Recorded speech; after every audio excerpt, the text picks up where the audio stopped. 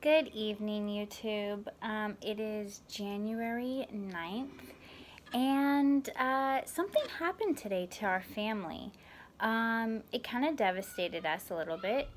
We did get a little perturbed, but as a family, we got together and we kneeled down and said a prayer after it happened, and we felt peace.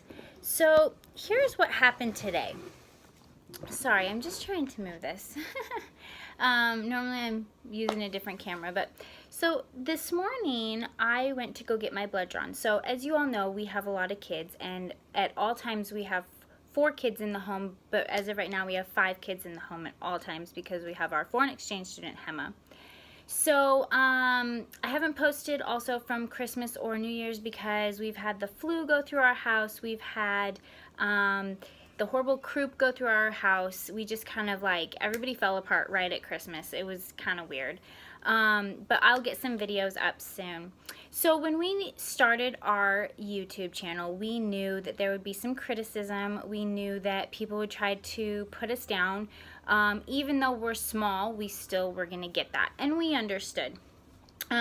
We spoke with our attorney as well and said, hey, we're going to start this YouTube channel, and he was pretty much like, you both have exes, make sure you get all that kind of stuff situated so they know and everything, and so the exes never complained or said anything, so we were good, we're totally fine. Well, this morning I went to go get my blood drawn, and I first of all was going to get up at 6. I usually go walking at 6. I didn't because it's been raining here all day. So I said 6:30 I'm going to get up. I'll go get my blood drawn at 7 and then I will come back home. So at 4:45 Hema texted me and said, Mom, I am sick. I don't feel well. I think I have strep throat. So I was like, okay, well, nothing's open unless we wanted to drive across town. So can you wait? And she's like, yeah, can you take me in the morning? So I was planning on getting my blood drawn, taking her to the quick care, and then coming home, getting my kids ready, have everything done. And get everybody off to school, which it's the second day back to school since Christmas break. So as I'm on my way home at 7:30 in the morning, I call Chris because he's with the kids at home, and I say, hey, what's going on? Tell him to be ready. And he's like, CPS is at our house. And I said, excuse me? And he said, CPS is at our house. I was like, oh, okay, what for? Like, what's going on? Because Chris and I haven't made the announcement, but we are going to eventually start the process for adoption. So I figured I haven't put any paperwork in, so I'm not sure why they'd be at our house.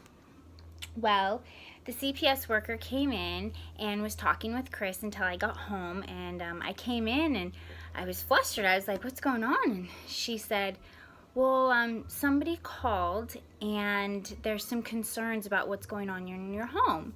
And I said, okay.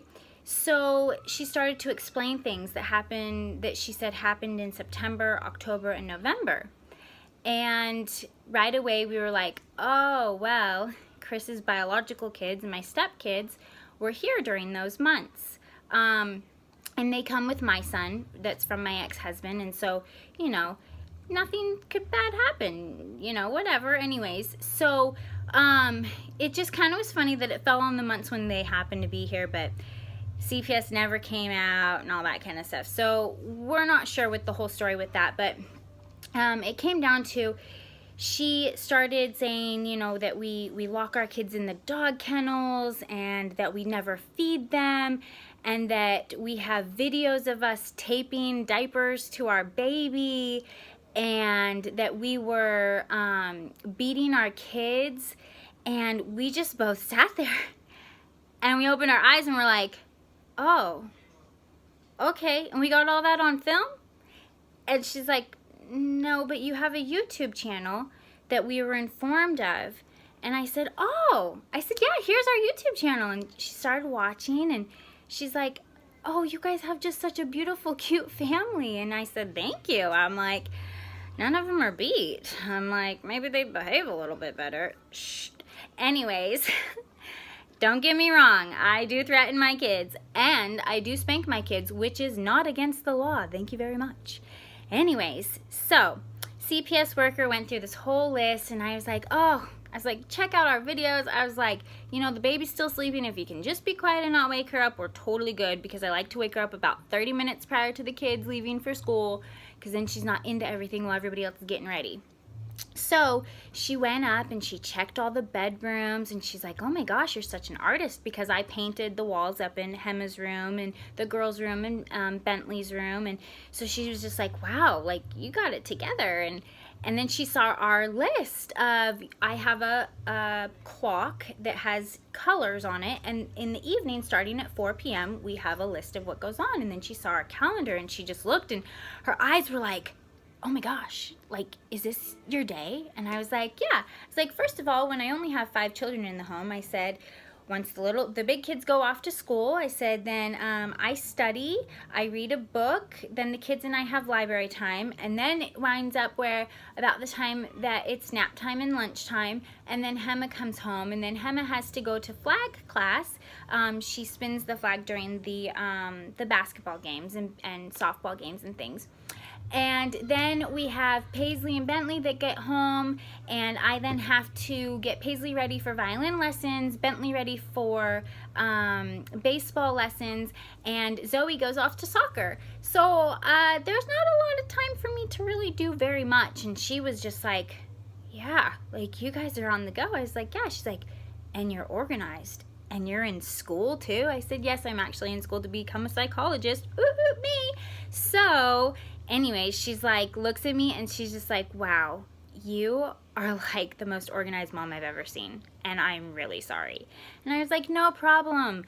So after that, we called our lawyer. Our lawyer told us, you know what, you're gonna get haters in there. Sorry. And we said, you know what, it's cool. In the end, both CPS worker and our attorney said, that's what jealous people do. So sorry, people, but if you're jealous, don't call CPS. Now, here's the reason why you shouldn't call CPS. My older sister used to be a CPS worker. She now works somewhere else in the government. Anyways, the things that she's seen sickens me. It hurts so bad that anybody could treat children so horribly.